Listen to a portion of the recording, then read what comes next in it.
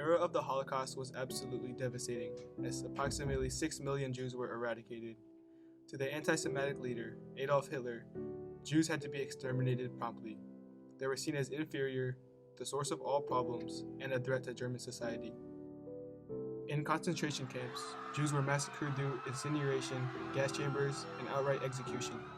The list of atrocities committed goes on. These acts of brutality evidently resulted in a strong fear and hatred of the Nazis. Being aware that Europe was no longer safe for Jews anymore, thousands immigrated during and after the Holocaust to the US as refugees. As Chicago is one of the major cities in the country, many refugees were attracted to settle there.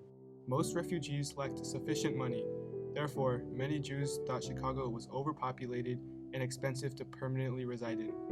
They sought to suburbanize to areas such as Skokie and Lincolnwood. With a common interest to inhabit relatively inexpensive land and enroll their children into a safe public school, Skokie began to be heavily populated with Jewish individuals. In just one decade, the number of Jews living in suburban areas increased to 40% as compared to 5% in the 1950s. In the perspective of a neo-Nazi, Skokie was the perfect location to commemorate the destructive past, as 1 in 6 residents were Jewish. The planned neo-Nazi march in the village of Skokie of 1977 was a major public disturbance and instilled much terror into the residents. The threat of the march in Skokie was the leading factor for the Illinois Board of Education to mandate Holocaust teaching in all public schools throughout the state.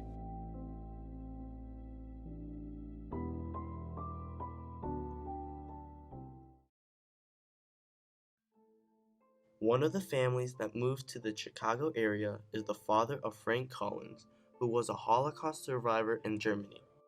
Growing up, Collins denied his Jewish roots and claimed that his father was not telling the truth. In 1970, Collins created his own organization known as the National Socialist Party of America, also known as the NSPA, where they mimicked Nazi beliefs. I just see myself as a soldier. That's the way I look at myself. A soldier who is doing his duty to his Führer and his commander. I believe that Adolf Hitler prepared the philosophy.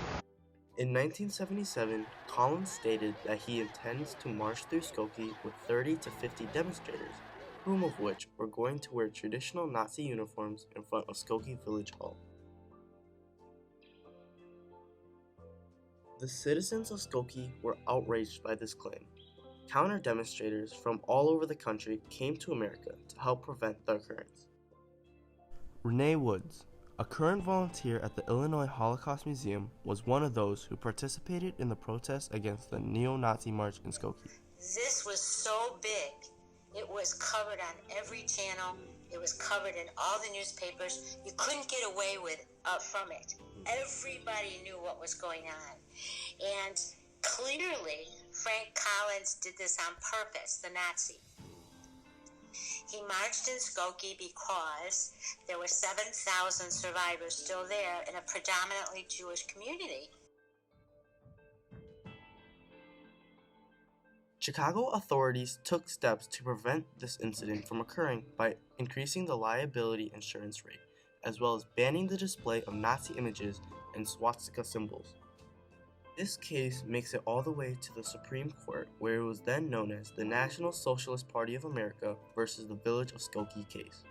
In January 1978, the Illinois Supreme Court announces that the NSPA march was constitutionally protected, including the right to wear swastikas.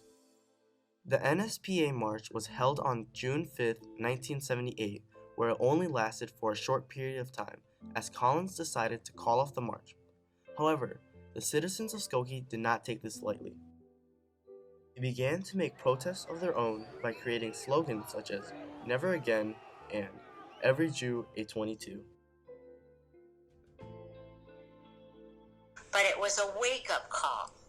It was definitely a wake-up call for the survivors and their families. The 1977 Holocaust March sparked the idea for the state of Illinois to provide and teach the history of the Holocaust to the younger generation. The Holocaust Memorial of Illinois was created in 1981 to inform the oblivious people of the country on the tragic event. The president of this organization was named Erna Gans. The neo-Nazi march that was set to take place in 1977 stirred anger inside Gans. Because of this, she pushed for the state to educate the people of Illinois.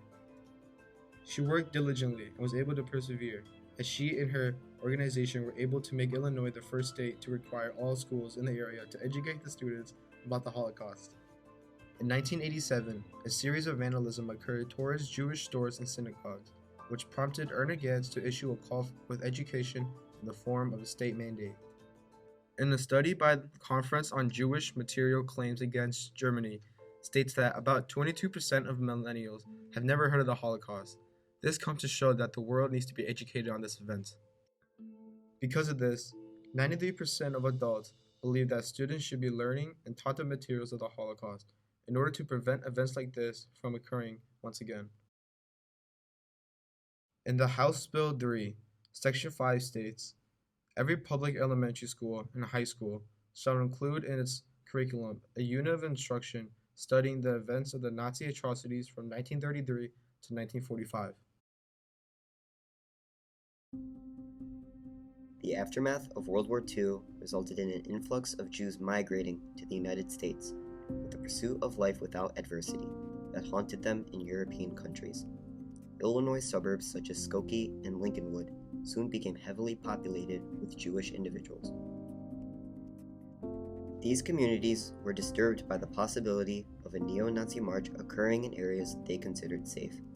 The National Socialist Party defeating the village of Skokie in a Supreme Court case, controversy intensified across the United States.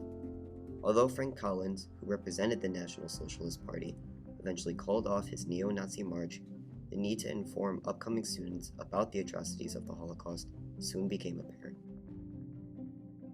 This is where we all started to say, well, we need to do something about this. We need to teach more. We were the first to have the laws passed where it is mandatory to teach the Holocaust in the school. Survivors of the Holocaust, such as Fritzi Fritzl, emphasized the necessity for Holocaust education. She was compelled to speak at schools, informing students about the tragedies that occurred to them and many others. Ultimately, the survivors decided to form the Holocaust Memorial Foundation with the purpose to educate the public about the Holocaust. Stop ethnic cleansing and open any and all detention camps to international inspection. This is something political leaders do. In 2005, the Illinois Holocaust Museum heavily advocated in expanding the initial mandate to incorporate other genocides that occurred. This inclusion emphasized the historical theme that indifference toward ethnicity, race, or religion can lead to horrid calamities within a society. The museum serves to convey the importance of educating others on horrid periods in history. Remember the past, transform the future.